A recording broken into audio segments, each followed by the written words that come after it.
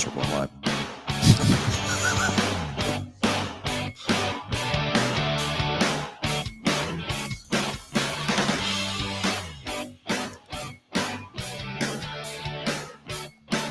Well, what happened to our countdown, Josh? It is all. Who screwed that up? It's always a mystery around here. I'm not going to lie. Always fun to get things happening and everything else like that. Hey, good morning, everybody. Welcome to the Underhood Show presented by Hambelton Ford. My name's Phil Nightingale. Josh Profit, Service Director. Morning, Josh. Good morning. Flying by the seat of our pants as always. That's what we do best. I hear I myself think. in here. So you got something messed up over there, buddy? I Oh, don't want they're hearing me. Oh, there you go. Hey, now it's starting to sound pretty good. Anyway, hey, it's a call in. There we go. 316-462-3673. Hey, anything ailing your car, tires, brakes, batteries, whatever might be ailing your car, something you don't understand, anything in the automobile world. Love to hear from you. Love to call you. Love you to call us with your questions. And if anything in the automobile world, anything that might be happening, whatever, love to hear from you. You get a great price package valued over $130 for each and every caller. And as always, Josh, what's in that great package? So we're going to mail it out to you, but it's going to consist of the works, which is an oil change and tire rotation. We use Motorcraft oil and filter products here at Hambelton Ford. While we're performing that, we're also going to complete a multi-point inspection on your vehicle, checking out the brakes, tires, steering, suspension, all the safety-related stuff on the vehicle. You'll also receive yourself $10 to Mel's Diner, so you can get yourself something to eat and drink while you're here with us at the big corner. Complete nitrogen for your tires, so you get all the great benefits that nitrogen has to offer. And then a BG products package, which consists of a can of MOA or motor oil additive for your engine oil, and then CF5 for your fuel system. Again, just getting that car geared up and ready to go for that next 5,000 miles of driving. So, all right, so let's get the phones ringing. 316-462-3673. Love to hear from you and give you that great price package as always. So 316-462-3673. And that comes right in the front desk. Tell the gals you want to get punched into the podcast and get your question going. So, Josh, it's been an extremely hot. It has. Yeah, it definitely has. I think there's maybe a little bit of relief in sight coming on that side of things. But, the problem with that, Josh, is that's old man winter's coming. Mm-hmm. Yeah, okay. I'm not going to say it too loud, but it is starting to get dark a little earlier. I noticed that in the evenings and stay dark a little longer in the mornings. But you know what? There's really not a whole lot we can do about the weather one way or the other, and so it's just a matter of dealing with what you got and making things happen one way or the other. So, but I will say from the technician side of things or the shop side of things, all the facilities are climate controlled. That we're still out in it. You're still getting a vehicle. You're still working under 200 plus degree engine bays from that side of things, and it is tiring, at the end of the day to be in the heat and be around those environments and stuff like that. But I just can't imagine doing that in a non-climate controlled facility. If you got to do it, why would you not want to do it in that facility? So I know they're grateful for it, and we just make the best of what we got, when it comes to that, for sure. Yeah. Okay, I got a question coming in on the chat line from Mr. Jeff Daniel. Over the air updates, my Ford Pass and truck says I'm up to date. However, if I put my VIN into Ford.com, it says I have a Sync 4 and nav.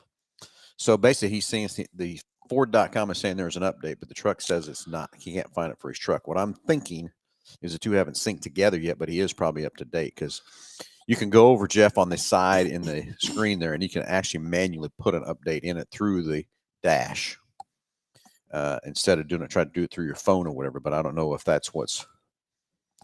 That is 100% ironic that he asked that question, because that's something that I wanted to talk about. Well, let's talk about it today. Not maybe that unit as specific, but these just the advancements in technology in these vehicles, and it does. I don't even I'm not being even exclusive to Ford, but all the communications that they have going on. We've had a visit from the FSE this week. Okay, what's the FSE? So field service engineer. So basically, he is our representative from Ford Motor Company when we get into a technical issue or situation that the workshop manual does not do a decent job of guiding us down a certain path or getting a correction a desired correction that we need, or you get into a vehicle that basically the workshop manual can't fix, or technicians are having struggling getting all the proper information or all the proper programming, things like that. And one of the things that they talked about when we went to the dealer meeting out in Vegas, which, thinking about it now, I get it, I understand it. But before they brought it up, I guess I never really thought about, Ford Motor Company is not a module communication company. They build vehicles, but Yep. all those parts of those vehicles, they sublet out to different vendors to supply them with. And for whatever reason, my thinking behind like their software and the updates and all that stuff, I kind of assumed it was them, but it's not. No. It's going out to third parties. And so we get into situations, and other manufacturers get into situations, similarly, that a vehicle will have an issue or concern, and it's basically components that don't want to play nice in the sandbox together. But it's essentially the right hand not knowing what the left hand needs or wants or has to have in order to operate. And you have all these systems have to work together to be able to get the desired outcome that a consumer wants. So one manufacturer may fix something with an update or reprogram, but then it doesn't work well with the other modules or other subsystems. And then on top of that, you can get discrepancies in corrupt data when you go to program into something. And so for us as a dealer, especially from the technician side of things, if you think about that, you have a vehicle that is exhibiting a condition and you're trying to get it repaired, and there's times where it's 100% the program that you're trying to put in the vehicle is what the problem is. There's absolutely nothing wrong with the car. There's nothing wrong with any of the components on the car. Just software update. It doesn't work. Yeah, it's just in the software update. Yeah, and so that's what's hard right now is we got so many electronics on these deals. All these computers got to work together, and then trying to get a third party to put that information in. I mean, we got frustrated this summer trying to get an update for an F-150, and it took forever. Mm-hmm. Well, now it makes sense. It just took that long to get that third party to get in there and change some little update. Yeah, I remember the very first truck we updated with the Blue Cruise.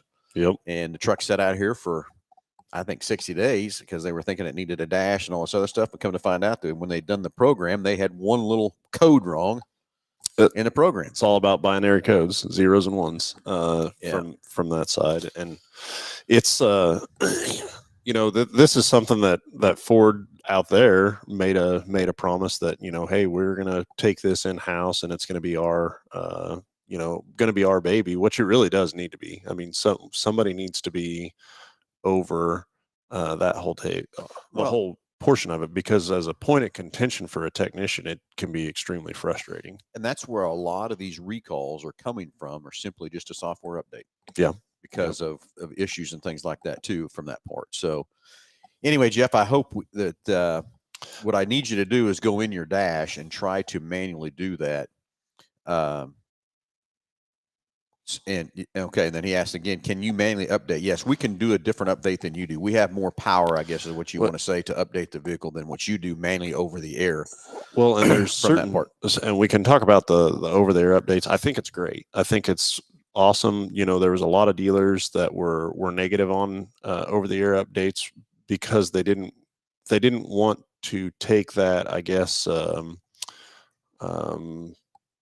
income, I guess, back out of the dealer because they wanted the consumers to have to come to the dealers in order to get that, which I think it's a great convenience for a customer to be able to receive those over the air updates, and they may, in doing an over the air update, you may fix a problem before you even know it's a problem.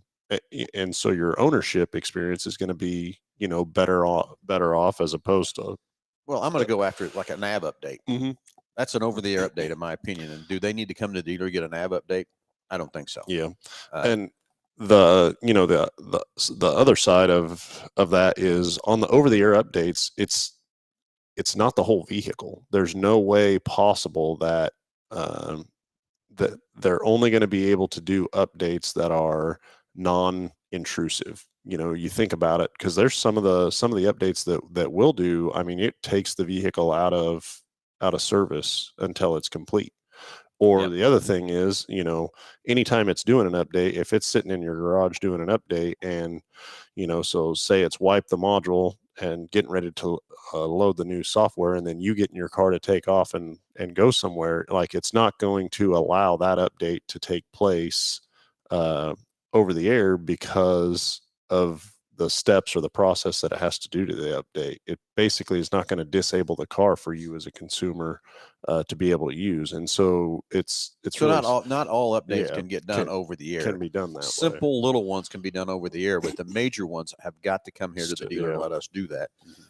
It's kind of like on the 2122 F-150s, we had some updates that were taking 48 hours to update those modules and things as they go through there. We actually have to let the truck run in like a hybrid, sit there and key on, Yeah. put a battery charger on it, and it took 48 hours, and some took 24 hours to do some of them updates. So, Jeff, really your answer is some of those simple updates, yes, you do them over the air, but the major ones are a little more complex ones are going to have to be done by the dealer. Mm-hmm.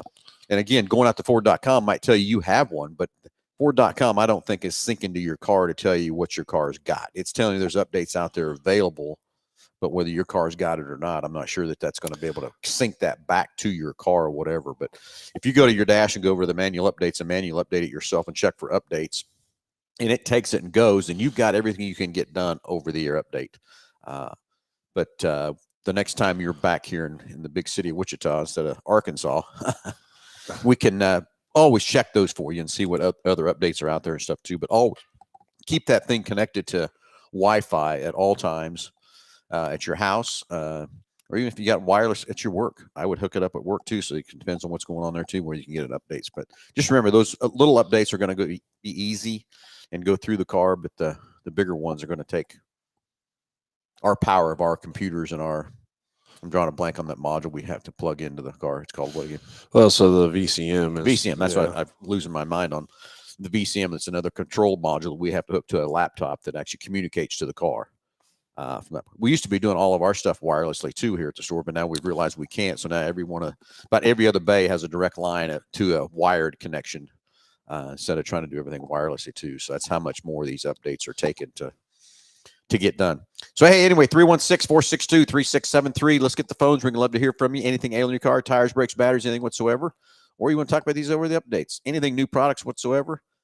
Love to hear from you. Anyway, Josh, I learned something that we talked about last week, the GTD Mustang. And you said it meant get things done. Yeah, it's not what I it didn't is. say that. I said there was talk about that. I hear that, but that's not what it is. The GTD is an IMSA class division that Mustang's going to run in. Okay. Against. That's where that came from. So it's an IMSA car class, GTD. Now, what that GT, I guess we'd have to look that up and see what they classify that as.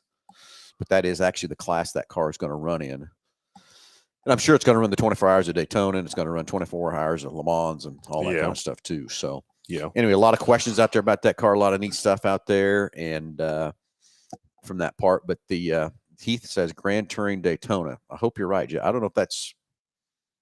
I don't know.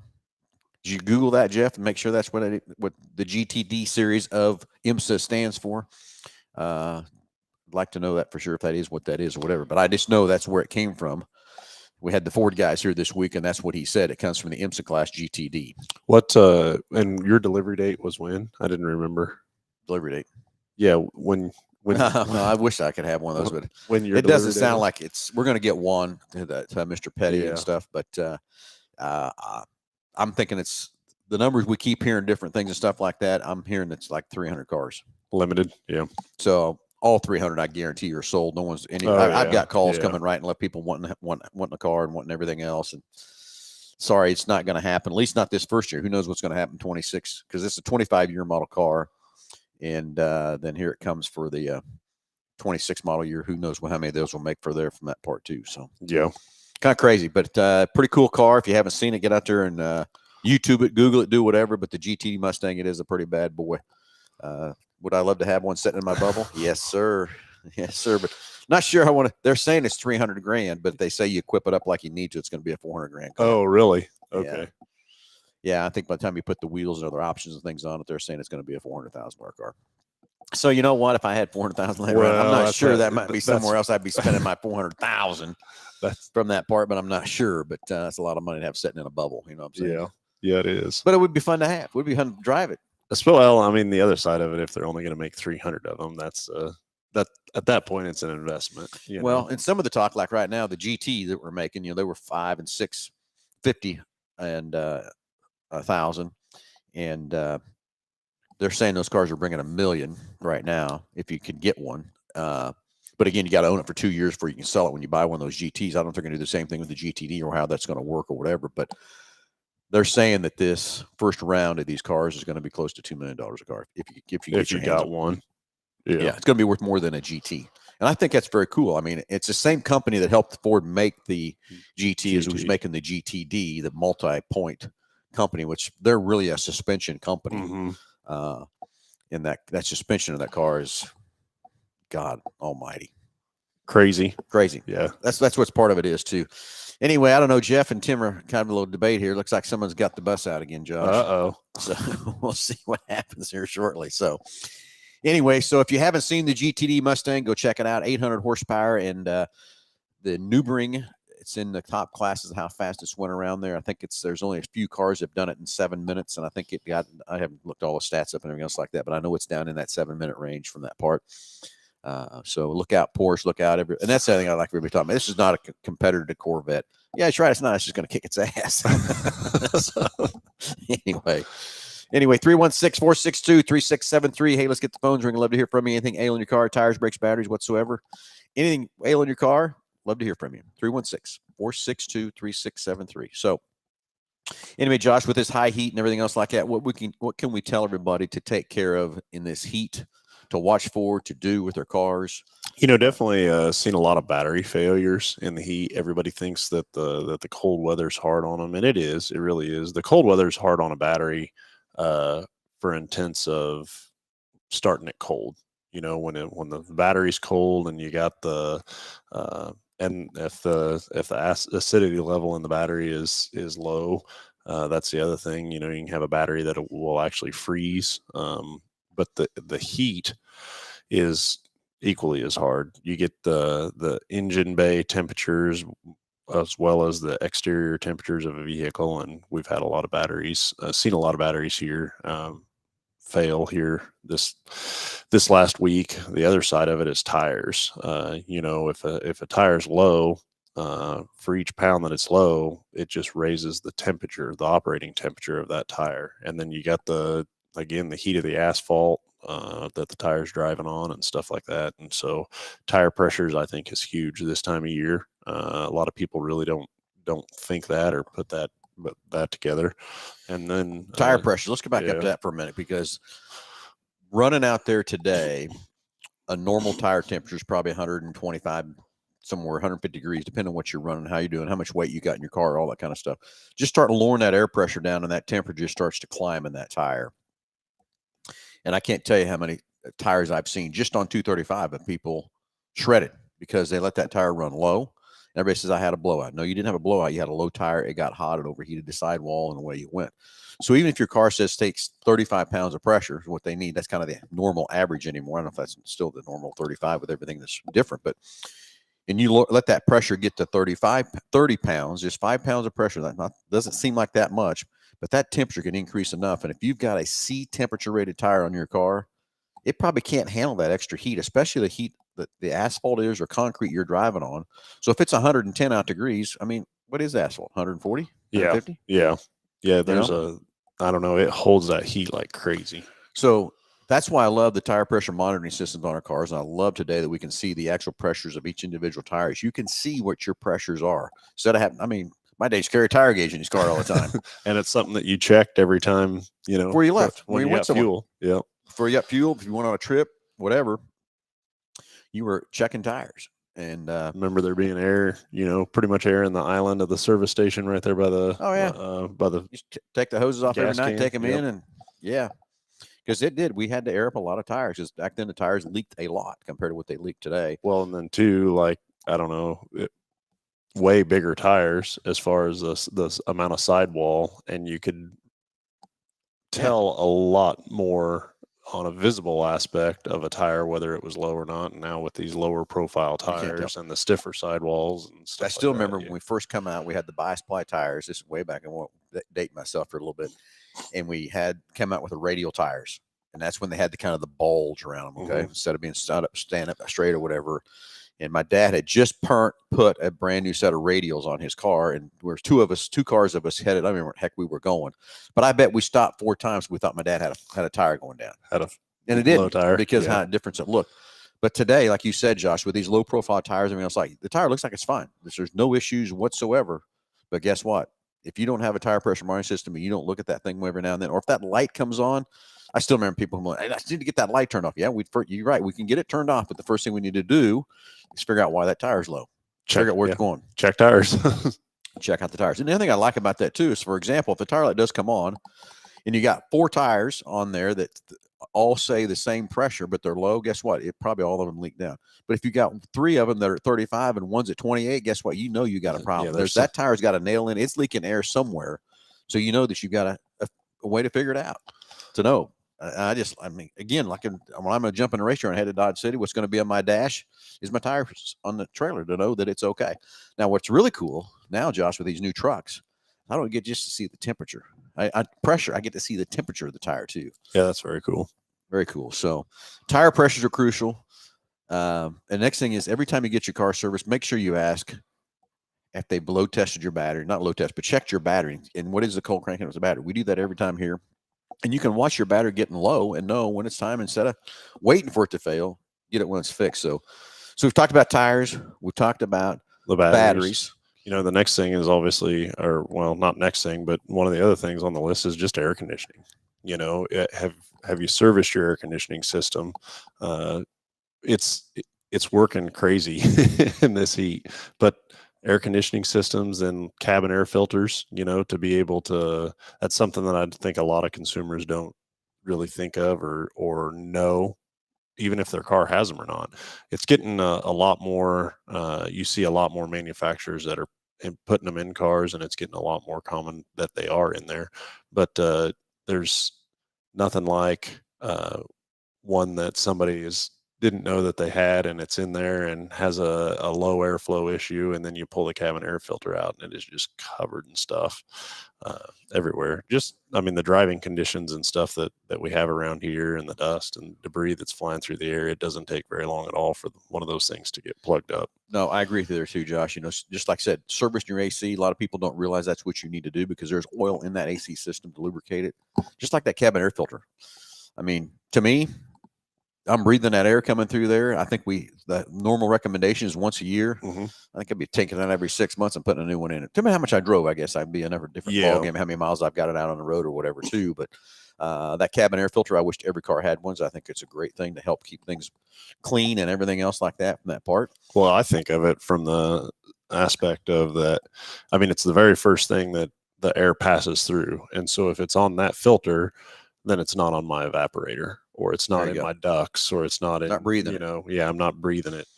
And I think of more the plugging up an evaporator than I do the clean air, side of things. Is that because to replace an evaporator in a vehicle, I mean, you're pulling the dash out of the car, and that can be a very expensive deal.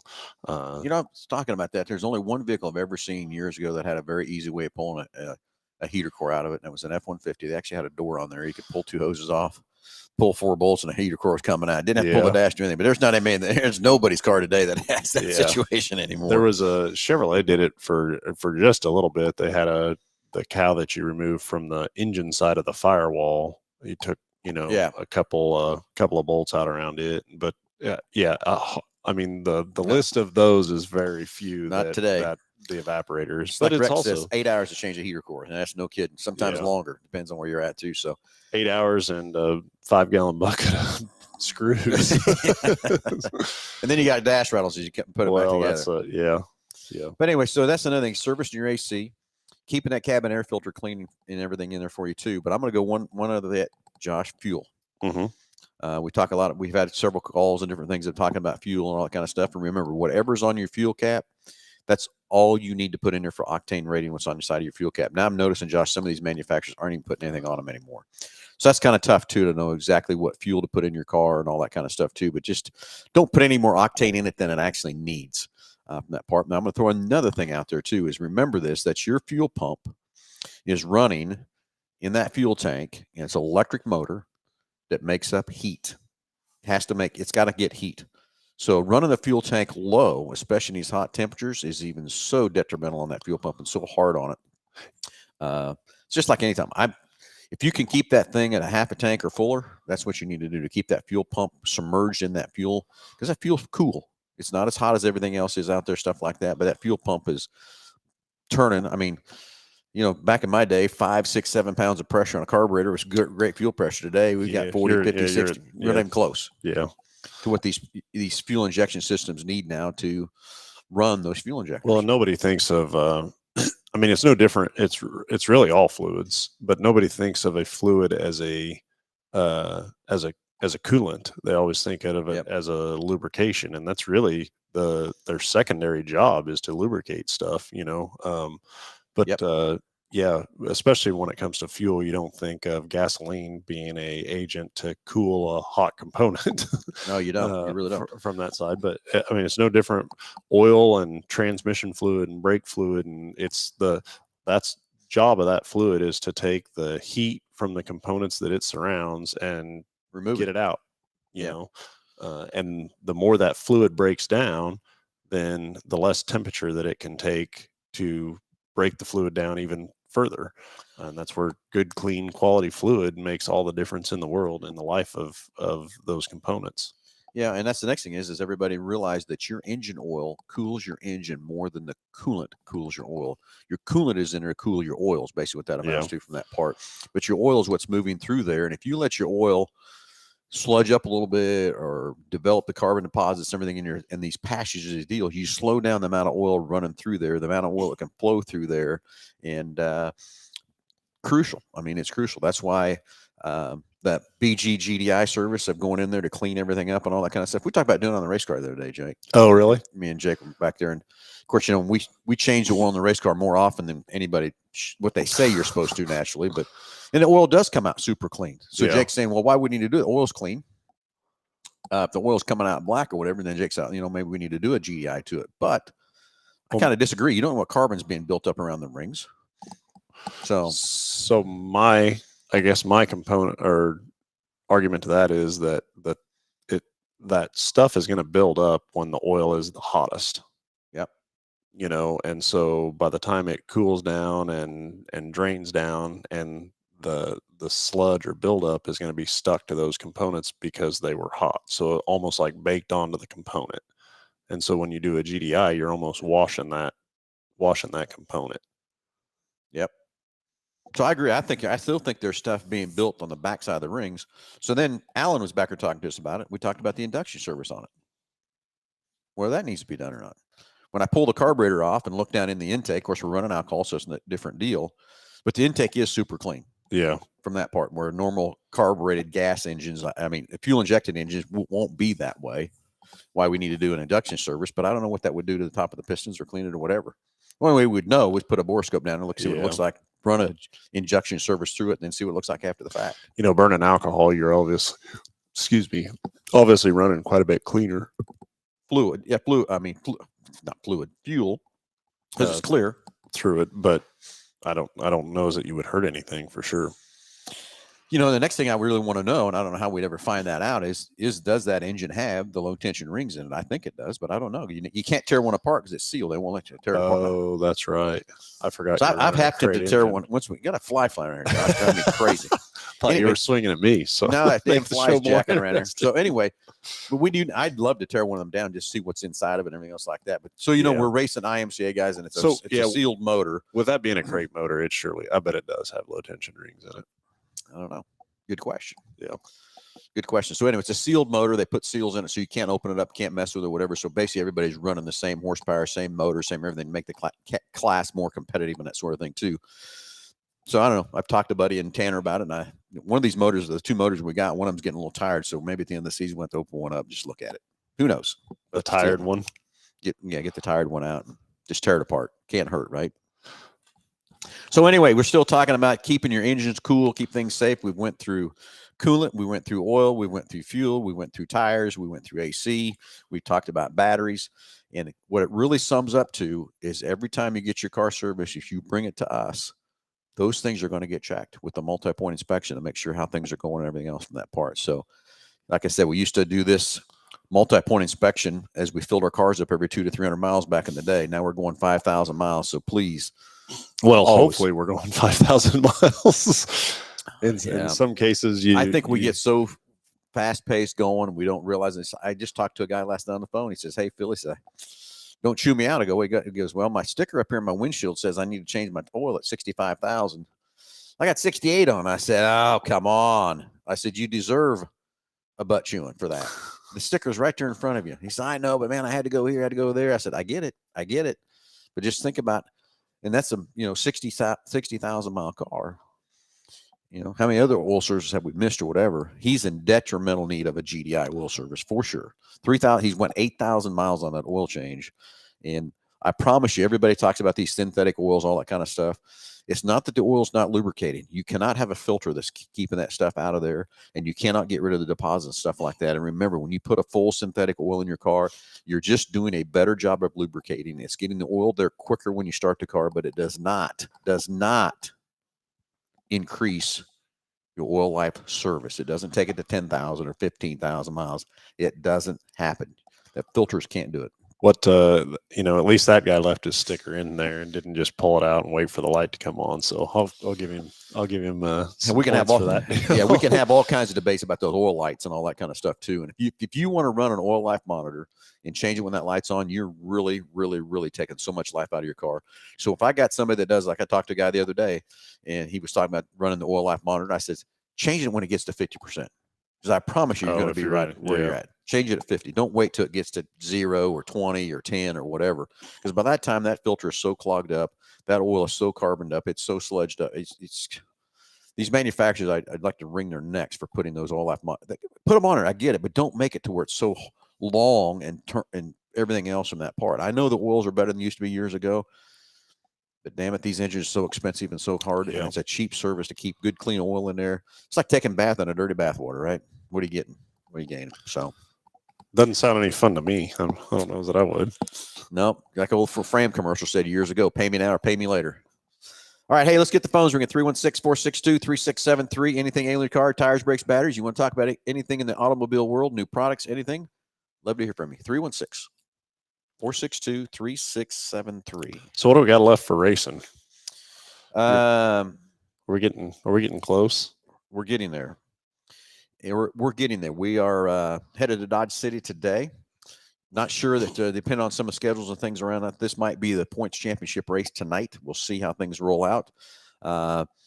Then we're going to head to Boone next Saturday, and we'll be up there for a week for the Boone National. We're in the Prelude race next Saturday, which is kind of a practice race for us to get ready to go, see how the car is going to be and all that kind of stuff. I just hope we have some better luck than what we did last year. So we're going to find out. So that was, so after that, then there's a few races after that, but basically we're going to be done at the end of September.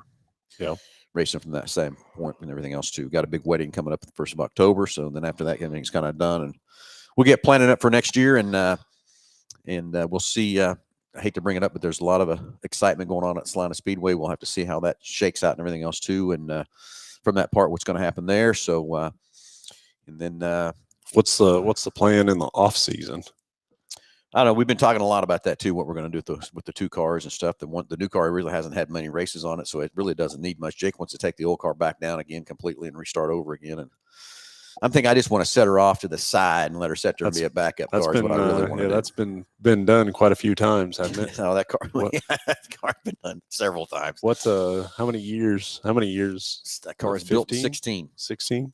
16 is still running, still winning races. The girl won't die. I don't know what it is about that whole thing, but that thing won't die for sure. Hey, got a question here too from Brian. Hey, man, just curious. I know the oil change universe used to be 3K. Yeah, Brian, they used to be. And it was a hard deal for me to change to go to the 5,000 by far. And now my new one's 7,500, but it keeps putting 3K on my sticker. Should I still do 3K? Well, who's doing your 3K sticker? Something must not be us because we're doing 5,000-mile intervals here, Brian. If you can get a conventional oil out there today, yeah, 3,000 miles will still live, but That's what. So I would first of all want to know what oil they're putting in it, because if they're using conventional oil in that thing, you got to stop.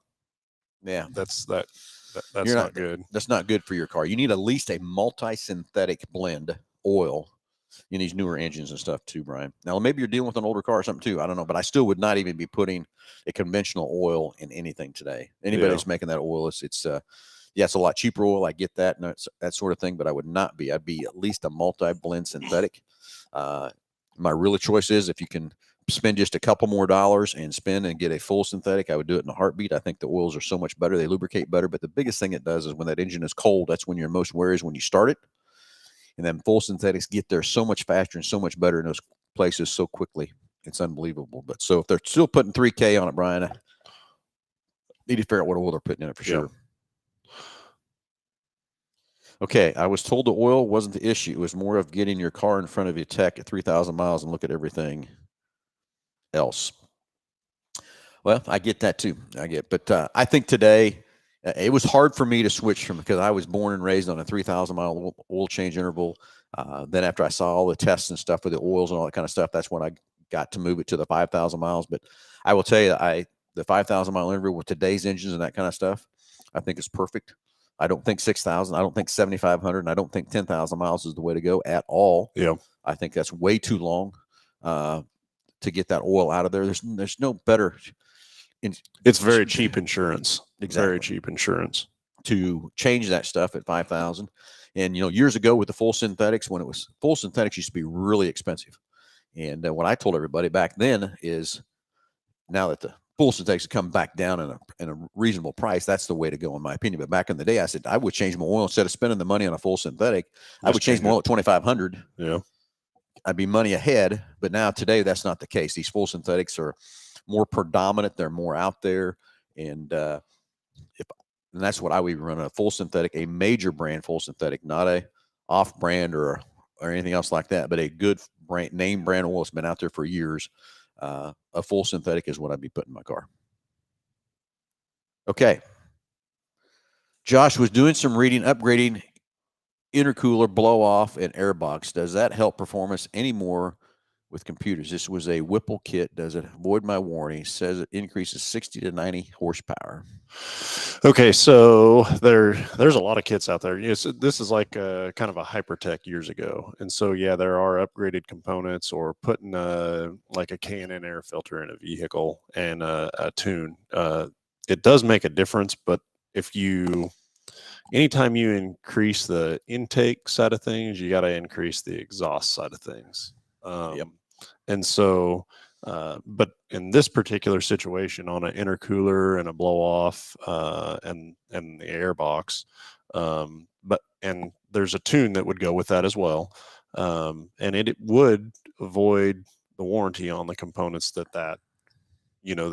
touched or affected. So your engine would affect your engine warranty. Yes, could even, if you get real crucial, it could affect your transmission, could affect your transfer case, could affect your differential too. And the reason for that, more than anything, is the tune. And this is definitely more prominent, and you see it a lot more in diesels. That guys that want to take off the emissions DEF system, and the main reason for that is that's a federally mandated thing. So it's got to be on there.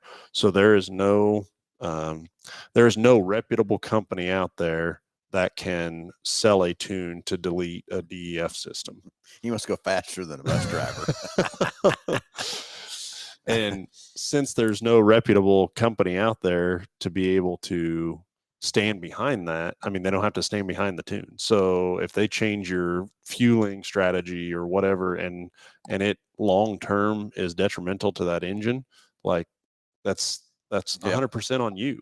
You decided to put that tune in there. Now in this situation, I'm sure there's K&N or Hypertech or Whipple or whoever, and they've done a lot of research and developed for with it, and is it going to hurt something long term? No, probably not. But here's my thing, or my biggest contention with that is that if the manufacturer could change something and get 10 more horsepower or 15 more horsepower out of something and it not affect anything long term, why wouldn't they? They would do it.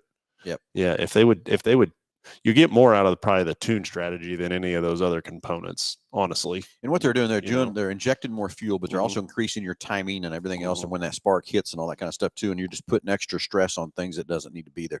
Now, here I'm going to give you the best example is my GT500, and there's all kinds of forums out there when that car came out in 2020, and Jake was all reading those forums and stuff like that. He said, "Dad, you got to take your airbox lid off. It'll make all the difference in the world."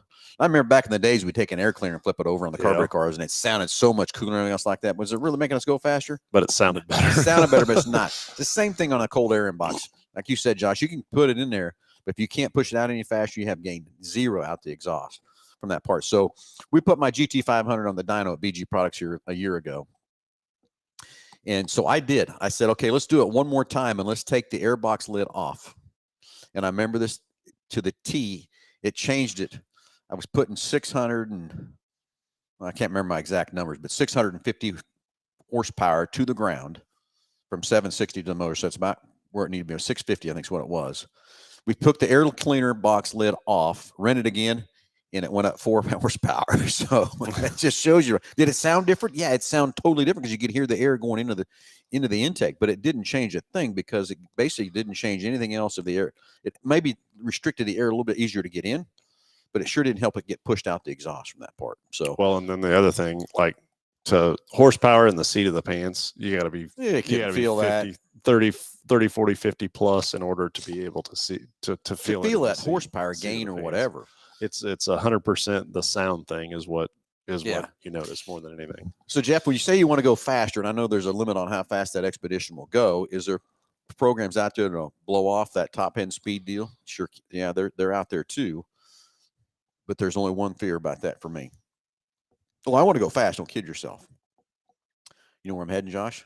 Well, speed rating your tires. Tires. What speed rating is your tires, and what speed can it handle those at that speed? That's the next crucial thing when you start eliminating those high-end speed deals of how fast you want to go or whatever too. Let's go to the phones. Let's talk to Delbert. Delbert, you're live with Under the Hood. Good morning, gentlemen. How are you? Great day in the neighborhood today. Yes, it is. Yes, it is. $2,700 poorer, but my car's working fine. So you got a flywheel taken care of? Yes, sir. It was actually, wasn't broken all the way, but it was definitely a problem. No doubt. Well, $2,700 for a flywheel, not too bad, huh? No, the flywheel was only $210. Well, I mean, yeah, the rest of it was labor, right? Yes, sir. $2,200 in labor, roughly. Yeah, they did a couple other things for me, so maybe y'all would have done better on the price, but I wish I could have brought it up there. Just wasn't sure it would make it. Yeah, it probably wouldn't take have. a chance getting stranded on the road. That's not a safe thing to do to try to get that. That's for sure. I agree. That's for sure. Not a safe I agree. thing. I haven't noticed any power change. I don't think it was bad enough that it would have broke now, but not knowing in advance, it's like, yeah, let's not take the chance. But no, because the problem you guys hit the nail on the head as well. If that thing would have broke while you were driving, I hate to guess how much damage that would have done if that metal flying around or whatever would have happened to you. Really, a lot of centrifugal force there at RPMs or you might have been putting the whole transmission, or you could be especially putting an at engine. highway speeds. Yeah. Yeah. Would have been crazy what that thing could have done and done damage to you and everything else too. So totally get it. But I don't say, Josh. Yeah, my advice to people out there today. Yeah, my advice to people out there today is to go ahead and if they hear a noise they're not used to hearing out of their engine, get it checked out. Go to Hambelton, let them check it out. They'll get you taken care of. Well. So there's that. Yeah. I appreciate you guys. You guys are awesome. I was getting my haircut, so I don't know what you guys are talking about other than speed rating, and my tires will do more than my car. The car won't do more than your tires. Yeah, I get that too. Yeah, I think I've had it as high as 100 miles per hour, but it didn't feel like it was going to go much faster than that. Even though the speedometer says 160, I don't think it'll ever do it. But you really think about it. How safe are you faster than 100, and why would you need to go 100 in normal day? I mean, I don't know. I know, Yeah. I get it, but I'm just saying. I get nervous at 90 anymore, Not me. Of course, I was never a race car driver like you, Phil, but not me. as I said, you like that speed. I was never into that position where I could actually drive. Yeah, but I don't know that I don't know that I like that speed. I think I love that speed. So yeah. So speed rating on tires is very important. Yep. And so now Jeff, just trying to get back on the subject. I don't even know what you were talking about. Jeff wants the GT 500 Expedition. Jeff, that's never going to happen, buddy. I promise you that. But we can sure get you fixed up with something like that.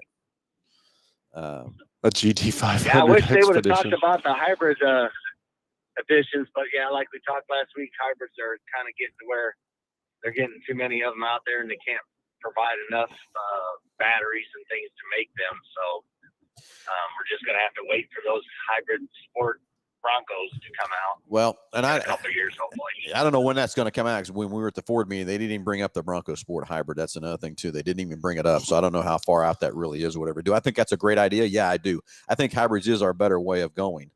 But I will tell you something that came to my light. Go ahead.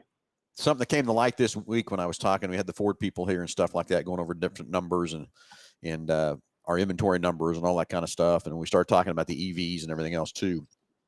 And something that I didn't realize, and we have to think about this for a minute. Our best-selling vehicle in the country is the F-150 for like 44 years, but it's the best-selling truck for 47 years. And if everybody wants to keep driving an F-150, which we all these hundreds of thousands of people that drive an F-150s, we want to continue to drive an F-150. We have got to have an EV to get there for the cafe ratings. So for an example, every Mach-E that Ford produces, that's able to let them make 4 more F-150s. So we're all going to have to dive into this to help all of them. It's not just Ford. It's every manufacturer that has to hit these cafe ratings. But so for every Mach-E or every Lightning that Ford sells, that lets them build another 4 F-150s to help hit that cafe rating. So every time we don't sell one, guess what? That takes 4 F-150s away. So if we all want to keep buying F-150s and buying these trucks that we really like to drive, we're all going to have to do something to try to help Ford and help Chevrolet and help Toyota and everybody else hit these cafe ratings. But so that really changed the light of me a little bit too. So if I sell a Mach-E, then I can sell 4 more F-150s. Yeah, that's awesome. And I wish I could buy an F-150, but we had you down for the Mach-E, Delbert. I did love it when I drove your guys' black one you had when you first got them. That thing was awesome. Okay, see, there you go. It was amazing car. My problem is the mileage. The range. The range. Yeah. So how many miles do you drive a day? Well, I don't drive any more than anybody else, even not doing this. At most on a Saturday would be my biggest day at maybe 250 miles. Yeah. So it would actually work. It really would. But I just don't know that I'm willing to part with my gas. Dilbert, I get what you're saying. I really do from that part. But there is situations. It's for example, I drove that Lightning for 2,000 miles driving back and forth to work, and I just plugged in here at work every day, and I never had a problem. Other than one day when I tried to go to Hutch when it was super cold and I didn't have a full charge. But I think we're going to get the technology better. The range is going to get better. And I think the Mach-E's now, if you get the extended battery range, I think they're at 320. Yeah, I want to say 320. So you would have enough room to do the 250. Oh, that's pretty good, yeah. Yeah, from that part. Now the next thing is getting a charger in your house, just so you have a 220 charger at your house to charge it overnight instead of waiting. Because if you do a 110, and I don't have that capability as a renter. I don't have that capability to add that. So unless I could talk the owner into let me add it, and I'm sure if I spent the money, he'd let me do it. Yeah. Yeah. No, I get that too. So that's the only thing else too is the charger and that sort of thing too. But so I want to keep having F-150s forever to drive. But even at 110, it still only takes about 10 hours to charge it full, doesn't it? No, it takes longer than that. From about 60%, does it take if longer you're at than 50%, it would probably take you 10 hours to get it back up. If you're at 50%, probably. Yeah, on the 110, but the 110 is very slow. you know, like on a Friday night when I quit around 10 o'clock and I don't start till the next day about noon, you know, that'd be plenty of time for it to charge fully. So it would really work in the way I do it. I know some guys get up early in the morning, do their rides, but I like to do them in the evenings, afternoon, evenings. So, Yeah. But they're great cars, but I think the hybrid for me would be the best option just because, hey, what happens if the battery dies? Guess what? I still got go. gas. Yeah. I can still go. Yeah, I get it. But- And I get everybody's got that. That's my whole thing about this. Is there several people that an EV will work for? Yeah. Are there some people an EV won't work for? I agree 100%. And, you know, we always talk about this infrastructure and everything else from that part. I mean, the technology is in these cars too that can tell you where the chargers are at, how long it takes you to drive there, how long you got to sit there, and all that kind of different things to go into that equation. But an EV is not for everybody. I get it. Just like an F-150 is not for everybody, you know, from that part. So I think it's a niche thing right now. I think it's going to grow into that. But I tell you, I have, ever since I heard that stat, every EV we build, it gets us build 4 more F-150s. That changed my whole little thinking there a little bit. I think I want to sell some more F-150s, and I want people to drive it because that's what everybody likes to drive everybody wants from that part. So, yeah, and even the Lightning for those that just use it for commuting is perfect. I mean, as long as you're not using it for heavy loads, you'd be fine with the Lightning, honestly. you know, Darryl, Delbert, I'm going to bring that up for a minute too. Everybody talks about how that when you pull something with the Lightning, the range drops in half. Well, what do you expect it's going to do? What happens to your fuel economy of a gas truck? It drops in half too. So I mean, so that's where Yes, you know, so everybody thinks that range is going to stay the same when you're towing something. Well, your range doesn't stay the same when you're towing something with a gas motor either. I mean, so that's my whole No, thing. it doesn't.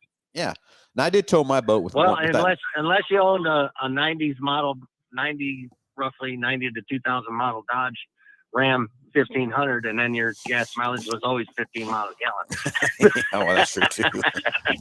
No matter what you did. Yeah. I towed a 65 Galaxy 4-door from Iowa to Wichita with my 97 I had. And we drove up there with the trailer and we got 15 miles a gallon. We drove back out with the trailer, got 14.9 miles a gallon. So yeah, that's why I say everybody it gives didn't change. Yeah, everybody wants to knock the Lightning down because the mileage went to crap when they towed with something. Well, what do you expect it going to do? Going to increase? Exactly. I mean, you get the extended range and you plan out your trip. Way you go. Going long distance. Yep. And I know when we stop to go to use the restroom on the highway or something, it's usually 20, 30 minutes anyway. Yeah. Just because, you got the wife, kids, everybody's got to do their thing. And speaking of the kid, I got somebody who wants to say hi. He's driving me crazy over here. Hi. Hello. How are you? That's my grandson, Parker. Hi, Parker. He loves listening to you guys too. Very good. Hi. Very cool. But yeah, it's been great. Trying to get him involved in some of this car stuff, but he's still kind of too young to really enjoy it. So we're working on him. Well, keep Aren't working. Yeah. Keep working. I have to bring him up there to Phil and show him how to really drive. No, yeah. Yeah, let's go. Because I can reach the pedals. I can reach the I can reach pedals. the pedals. Yeah, exactly. You know how it is. You can reach the pedals. You can drive anything. That's right? Something like that, right? That's like they didn't start racing until they made the second car. Yeah, that's no Oh, kidding guys. too. I don't know if you have another call or not, but if you do, I'll let you go so you guys can get back at the show. We're It's getting about- close to Yeah, we're time. about out Don't of, forget the sponsors. Yeah. yeah, we're about out Don't of forget the time, man. sponsors. Yeah. Perfect. Well, thanks for the call, Delbert. If you guys are on YouTube, like, share, subscribe, get these guys out there. Once they get over 1,000, they can be monetized. And once they start getting monetized, maybe they can get more viewers and get more money coming in, so they can do more with the channel. And get more likes. There you Get go. more likes. Exactly right. Perfect. Well, you guys have fun out driving around today, Daryl, and have fun driving. And I'm sure you're going out driving tonight. So have fun doing that. Keep safe. And Yeah, I love my car again. glad you got it all fixed up and ready to go, buddy. Me too, bud. All right, we'll talk to you guys later. Bye. Bye.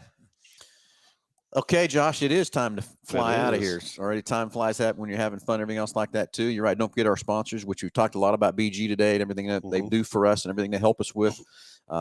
Keep your car running many, many more miles. And like I told you, the Ford guys were here this week and we talked about their different things. And that's why I told them, I said, it's not snake oil in a can. It's good products. It's going to help your car run many, many more miles and keep the performance where it needs to be. I mean, there's so many things that happen in these cars that just gradually goes away and you don't realize it. So anyway, Big Corner Creative for all your advertising needs. Hey, if you've got a company or you need a web page design or you need any kind of advertising from Google advertising, traditional advertising, window wraps, race car wraps, vehicle wraps, anything to advertise your company, as Jesse says, just Google us, Big Corner Creative. And stay in it here, right inside here at Mountain Ford. Go to rent. Great fleet of vehicles over there. And Josh, it sounds like I need to get some more vehicles bought because it sounds like everything's kind of picking up a little bit and we're running out of cars again. So I'm going to have to stay in some more cars. But again, if you need something, 12 or 15 passenger van, give Stan a call right inside here at Hambelton Ford. Josh, any closing thoughts or anything? No. All right, everybody, have a great Saturday. Stay hydrated, stay cool, and we'll talk to you next Saturday.